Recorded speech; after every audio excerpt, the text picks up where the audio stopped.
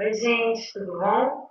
Hoje a gente vai dar início ao nosso quinto e último capítulo do nosso livro de embasamento teórico desse curso de extensão. Vou abrir os slides para vocês acompanharem, para vocês entenderem um pouquinho melhor.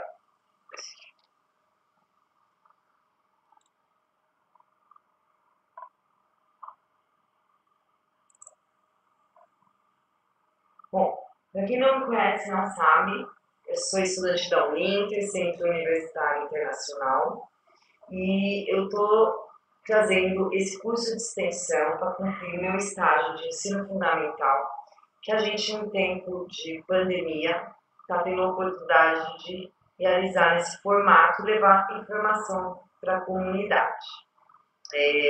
A gente não parar a nossa formação. Bom, esse curso de extensão, eu escolhi o tema transtornos e dificuldades de aprendizagem, né? Para quem não me conhece ainda, o meu nome é Ayla Cristina dos Reis, faço licenciatura em psicopedagogia, meu RU é 27/218 e esse é o meu estágio supervisionado psicopedagogia no ensino fundamental. Bom, esse é o meu terceiro estágio, meu terceiro curso de extensão.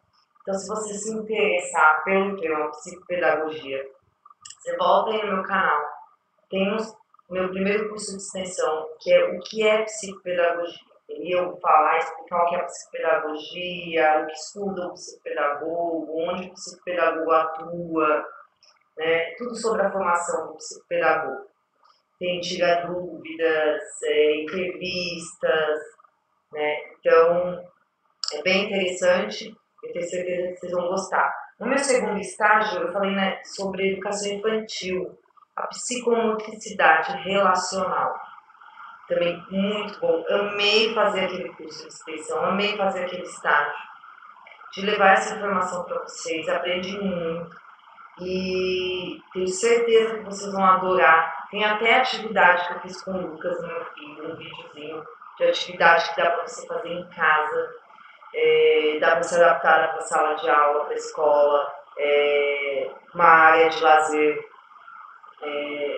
uma festinha, dá para fazer umas atividades muito legal. E tenho certeza que vocês vão gostar. E agora, eu estou trazendo aí para a gente se aprofundar um pouco, porque eu só citei sobre transtornos e dificuldades de aprendizagem lá no que é psicopedagogia. Mas agora eu quero dar uma aprofundada nesse assunto, nesse curso de extensão, nesse meu novo estágio, no ensino fundamental. E hoje vamos para o último capítulo do livro e depois eu vou trazer alguns artigos, alguns exemplos de atividade e tenho certeza que vocês vão gostar. Então, se você não está acompanhando, volta lá no começo e não esquece de curtir o vídeo aí, deixar seu comentário, deixa o seu e-mail para receber o certificado desse curso de extensão também, tá? Então vamos lá. Hoje vamos finalizar o capítulo 5 do nosso livro aí, Dificuldades de Aprendizagem, um olhar psicopedagógico. Vocês estão vendo o slide, esse aqui que eu estou mostrando no vídeo. O livro é de Daniela Leal, Maquiline Oliveira Gomes Nogueira, da editora Inter Saberes, série Psicopedagogia. Nesse capítulo, então, vamos falar sobre o transtorno do comportamento, o transtorno de déficit de atenção, hiperatividade e a aprendizagem. Vou pôr uma citação aqui, como todo capítulo, a gente começa assim. Posso lhe dizer, de experiência própria, que quando uma criança possui esse distúrbio e quando ele é acentuado, não precisa, de maneira alguma, ser inventado por alguém. Né? É visível, é claro, ele não precisa ser inventado, certo? Então vamos dar início. Então, nesse quinto capítulo, buscaremos descrever um dos transtornos de comportamento mais discutidos na atualidade, principalmente nas escolas e salas de aula. Transtorno de déficit de atenção e ou hiperatividade, conhecido TDAH. Nosso foco é mostrar que esse não é um transtorno específico da aprendizagem. Contudo, se não identificado a tempo, causa sérios problemas no processo de aprendizagem. O TDAH é um dos transtornos mais recorrentes nas conversas entre professores, psicopedagogos e demais profissionais que atuam na área, bem como dentro dos espaços sociais, principalmente os de âmbito familiar. Isso ocorre porque a hiperatividade, mais especificadamente, é tema frequente de discussões sobre o comportamento das crianças nos vários espaços em que elas interagem.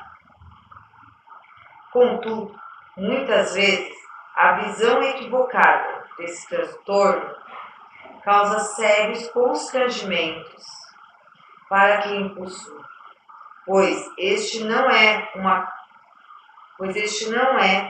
questão de querer ou não se portar de uma forma ou de outra, como já diz o título desse capítulo. Ele é um transtorno do comportamento que deve ser trabalhado com intervenções específicas e, muitas vezes, medicamentosas. Outro fator de atenção é que, dentro do que denominamos TDAH, existe o déficit de atenção. Um dos transtornos, a nosso ver, mais preocupante, pois quando de sua descoberta, os prejuízos, principalmente nas habilidades cognitivas, já se estenderam significativamente e ocasionaram sérios comprometimentos no processo de aprendizagem. Então, quando é realmente descoberto que existe esse transtorno do déficit de atenção, o prejuízo já está lá, já aconteceu aí de ter um grande prejuízo nesse processo, já deu muito comprometimento aí no processo da aprendizagem desse indivíduo, dessa criança ou indivíduo, que às vezes é descoberto só na adulto. Eu conheço pessoas que só descobriram que tinham TDA na começo da faculdade, por exemplo. Na sequência, trabalharemos o TDAH desde a sua origem histórica até os dias de hoje, assim como sua definição, etiologia e formas de identificação, para compreender melhor como esse transtorno do comportamento atinge a vida social e acadêmica das pessoas acometidas por ele. Então, vamos lá. O TDAH, no caminhar de sua história, rumo e avanços. De acordo com a literatura médica, o termo transtorno de déficit de atenção surgiu em 1980, no DSM-3, que é o Manual Diagnóstico e Estatístico dos Distúrbios Mentais, terceira edição. Nesse período, o DSM-3 nomeava como transtorno de déficit de atenção, o TDA, classificando em dois tipos, o TDA com hiperatividade e o TDA sem hiperatividade, para identificar que ambos envolviam o déficit de atenção. No entanto, um deles enquadrava crianças com uma excessiva hiperatividade. Diante dessa classificação, e com base nas pesquisas realizadas sobre TDA, verifica-se que o TDA sem hiperatividade era observado frequentemente em meninas. Já o TDA com hiperatividade em meninos. Em 1987, o DSM-3 é revisto, dando origem ao DSM-3R. Nesse novo manual, a nomenclatura sobre o déficit de atenção recebe uma nova característica. Passa a se chamar transtorno de déficit de atenção e hiperatividade. Apesar de a nomenclatura continuar confusa, TDA ou TDAH, esse problema só é resolvido na escrita da 4ª edição do DSM, ou seja, o DSM-4-TR. Na nova edição desse manual, reconhece-se que tanto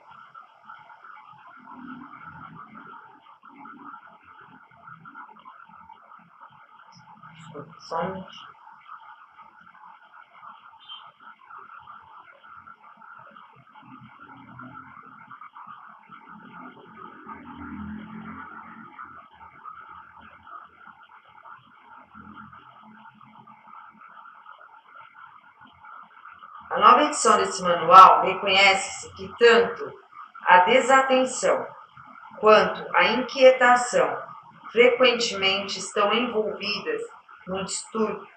Portanto, a nomenclatura mais correta seria TDAH, transtorno de déficit de atenção e hiperatividade.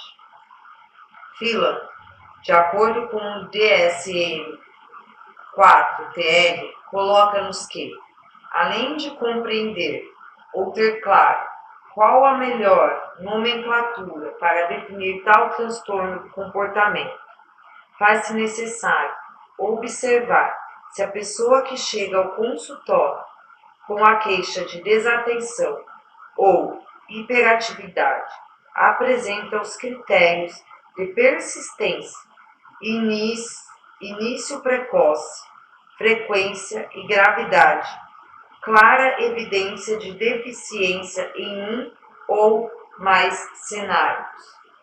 Para comprovar o critério persistência, necessita-se que o comportamento persista pelo menos 6 meses, observando que seu início se dê antes dos 7 anos de idade.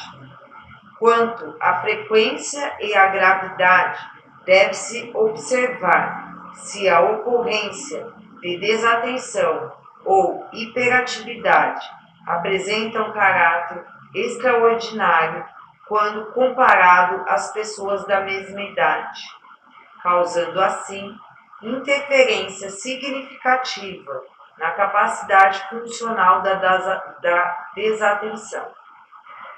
Claras evidências, em contextos múltiplos, em situações sociais diversas, deficiência em um ou mais cenários.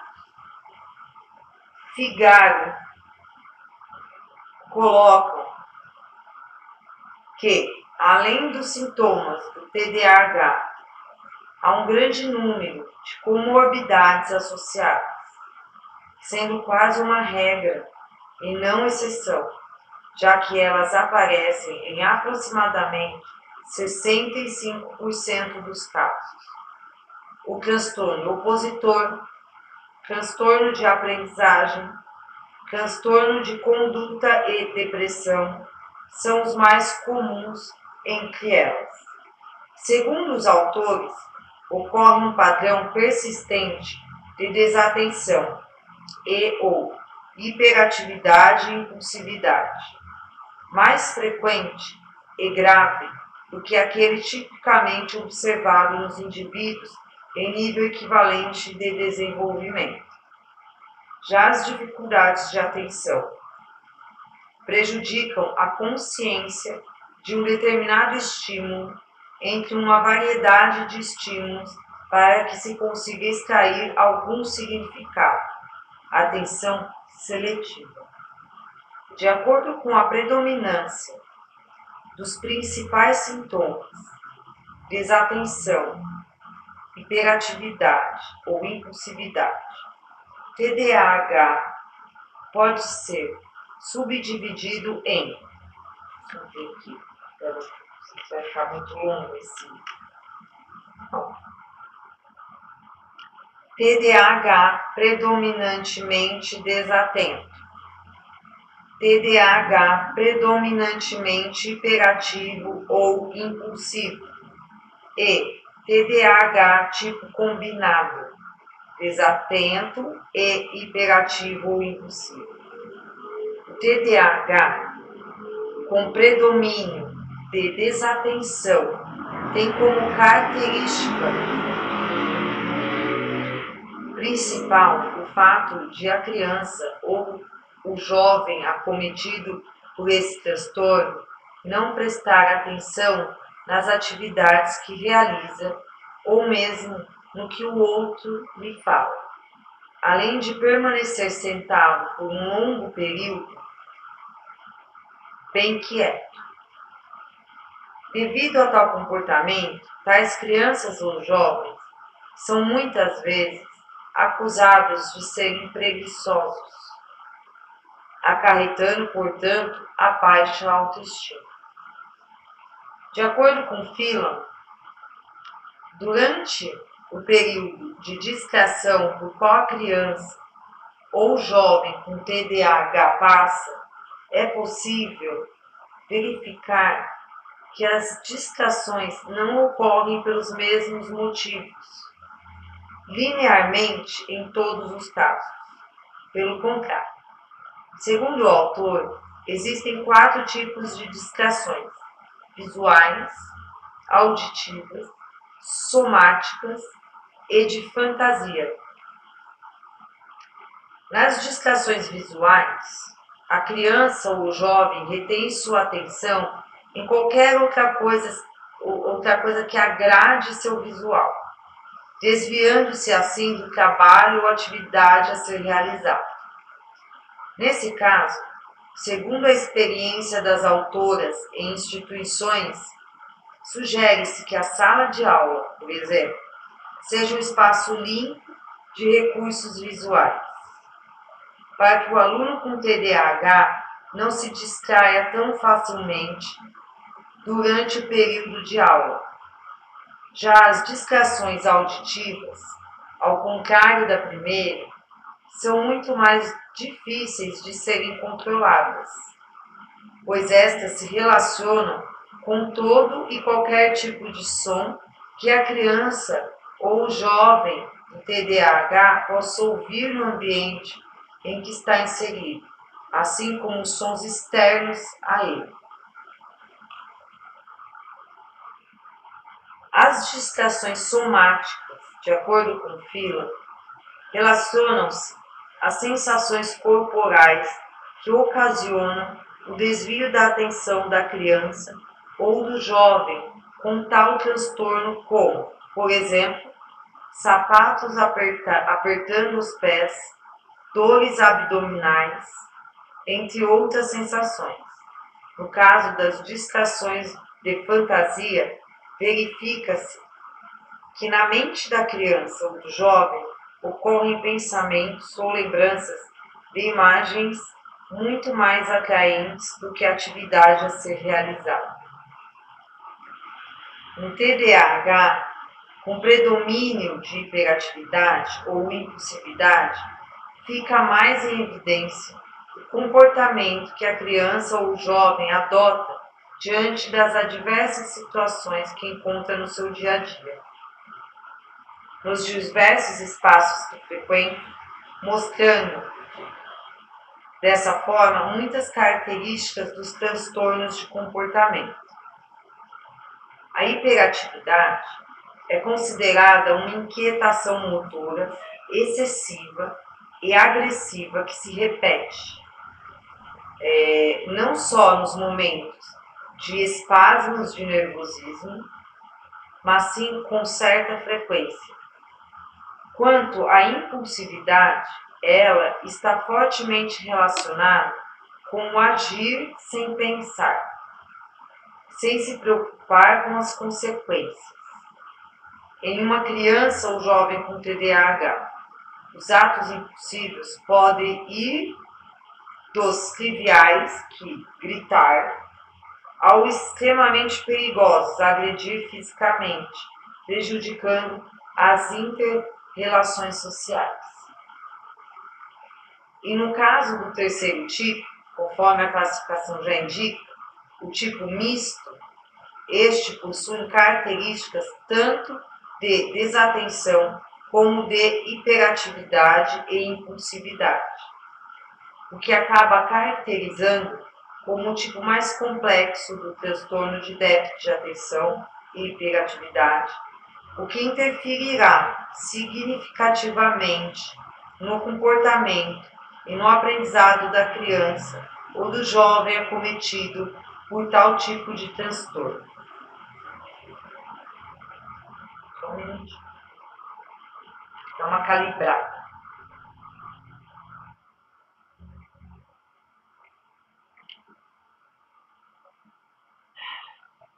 Nas cordas vocais. O TDAH é, portanto, um transtorno reconhecido pela Organização Mundial da Saúde, a OMS, sendo de origem genética, podendo vir acompanhado ou não de hiperatividade, tendo sintomas de desatenção como um ponto central, assim como a hiperatividade e impulsividade como resultado do comportamento, os quais são considerados como comportamentos negativos, pois podem originar desobediência, problemas sociais e desorganização. Na última década, a propagação das pesquisas sobre TDAH possibilitou que mais crianças fossem diagnosticadas e tratadas e que um número maior de professores em salas de aula buscassem mais informações para entender e administrar esse transtorno. De acordo com Rizzuti, tais avanços permitiram obter um quadro clínico melhor definido, com morbidades mais detalhadas e a investigação de vários fatores etiológicos, antes não discutidos. A autora nos alerta que, apesar do grande número de estudos e dos avanços nas pesquisas sobre TDAH, as causas precisas desse transtorno ainda são desconhecidas. Apesar de ser amplamente aceita, a influência dos fatores genéticos e ambientais em seu desenvolvimento. A prevalência da doença entre os parentes das crianças afetadas é cerca de 2 a 10 vezes mais do que na população em geral. No entanto, é importante salientar que no TDAH, como na maioria dos transtornos do comportamento, em geral multifatoriais, nunca devemos falar em determinação genética, mas sim em predisposição ou influência genética.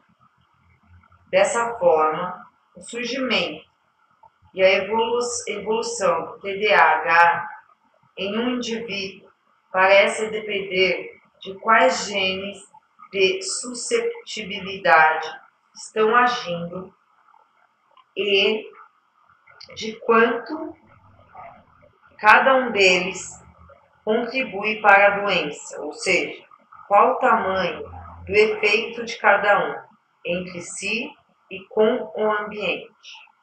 Phelan, bem próximo da fala de Romanos, coloca-nos que a hereditariedade não é a única explicação para todos os casos de TDAH, pois, segundo o autor, os estudos mostram que algumas explicações estão relacionadas com riscos biológicos como o álcool, o fumo, o baixo peso e a prematuridade, que podem afetar a criança antes, durante ou depois do seu nascimento. Sendo assim, É provável que diferentes indivíduos com TDAH tenham herdado uma quantidade de diferentes partes de genes. Entretanto, cada indivíduo afetado com TDAH deve ter herdado suficiente variação genética para passar de uma possibilidade de ter TDAH, permitindo assim desenvolver o TDAH. Diante de tais especificações, verificamos, portanto, que o TDAH não é um transtorno de aprendizagem. No entanto, os sintomas de desatenção, hiperatividade e impulsividade têm um grande impacto no desenvolvimento escolar. Passemos agora a discutir as influências do TDAH no campo educacional, bem como o trabalho do psicopedagogo perante esse transtorno. TDAH e as dificuldades de aprendizagem. O apoio psicopedagógico.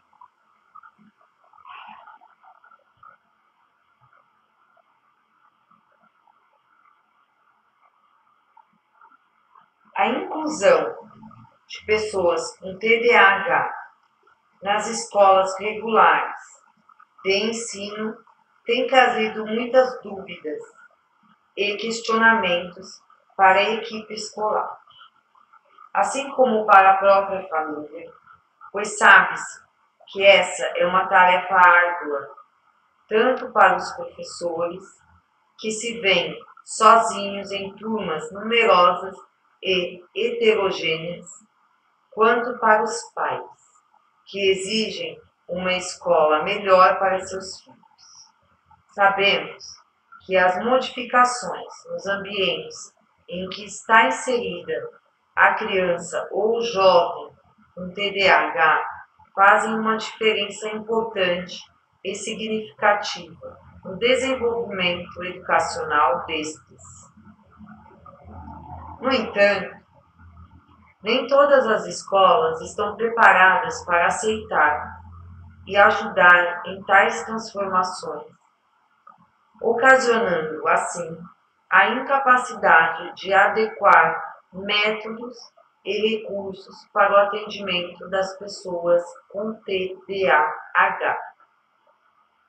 De acordo com tais afirmações, verificamos que é consenso na literatura nacional e internacional que não existe uma única solução, nem receitas miraculosas, mas que a estratégia adequada e completa é trabalhar em todos os âmbitos, família, escola e a própria criança.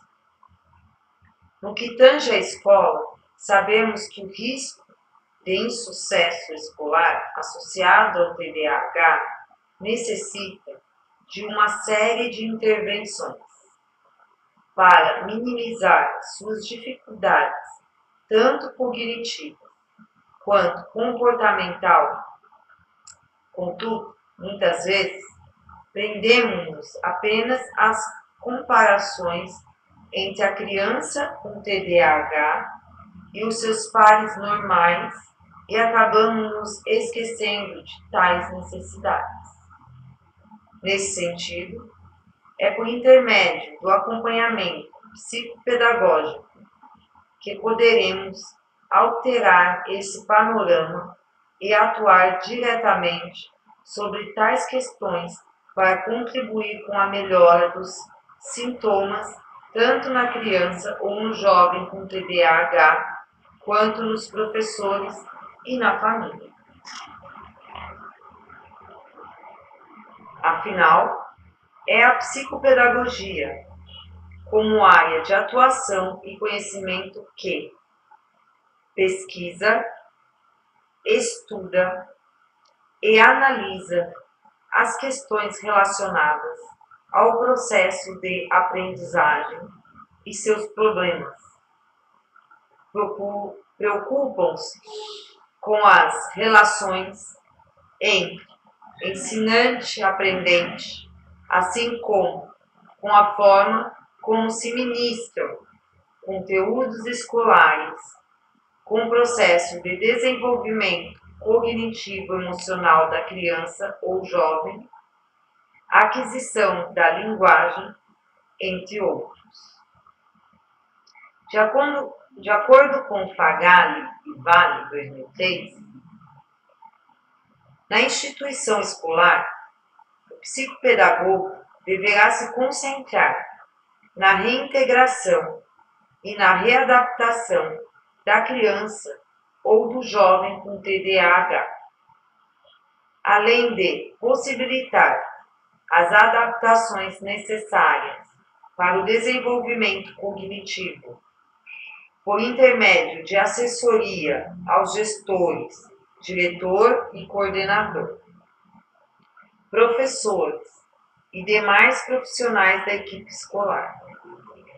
Para Leite e Ferreira, 2010, é o psicopedagogo quem lança mão de várias intervenções para o trabalho com TDAH junto aos professores, para que estes consigam coordenar melhor sua sala de aula, proporcionando estrutura, organização e constância do espaço satisfatórios para que a criança ou do jovem com TDAH não desvie sua atenção do aprendizado para outras atividades.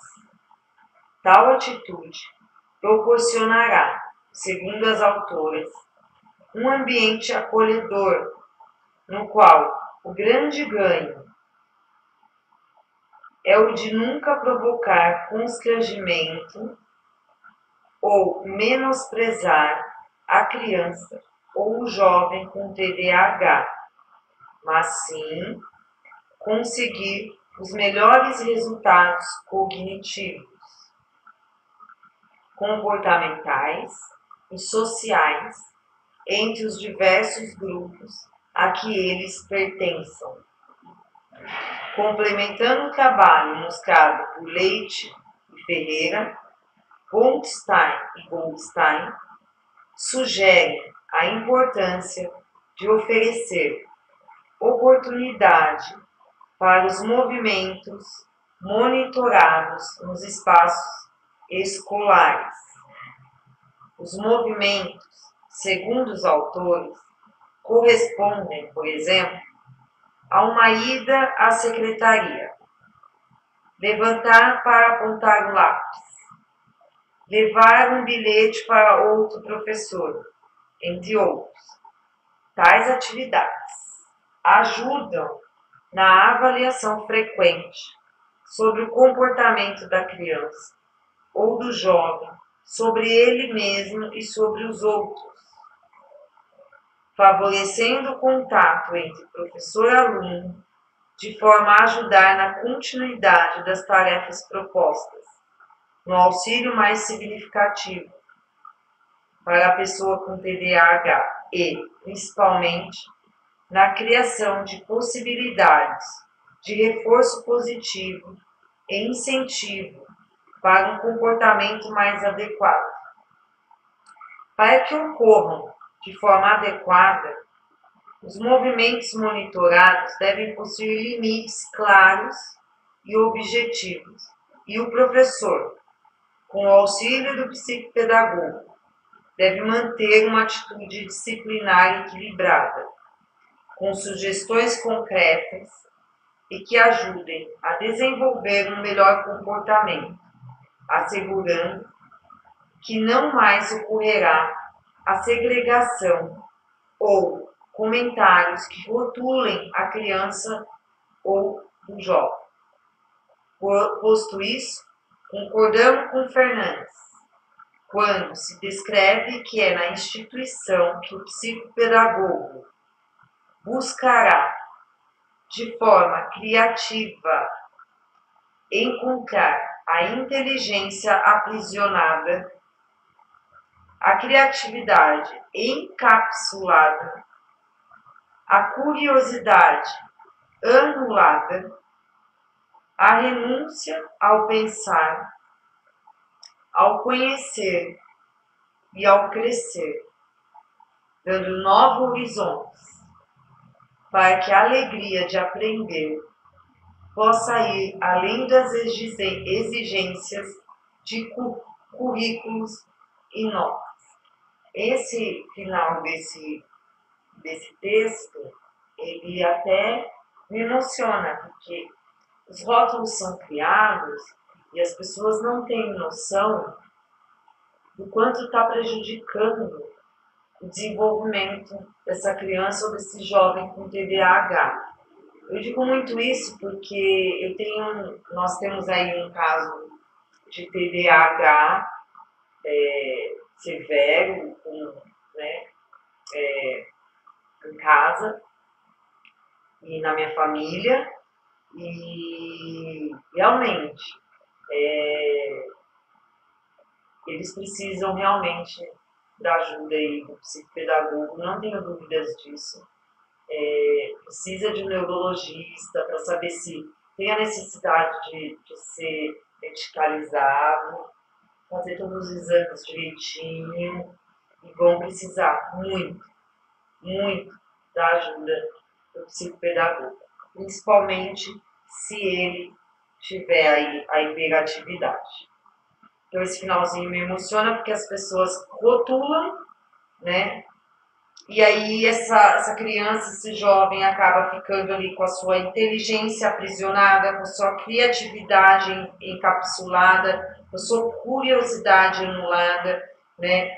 Renuncia o pensar, né? E aí acaba renunciando o conhecer e o crescer, e aí o papel do psicopedagogo resgatar isso tudo nesse jovem, nessa criança, certo?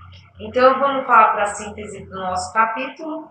Esse capítulo buscou, então, reunir questões de cunho teórico sobre os aspectos que envolvem o TDAH, com as questões de cunho prático para o trato com crianças e jovens acometidas de tal transtorno.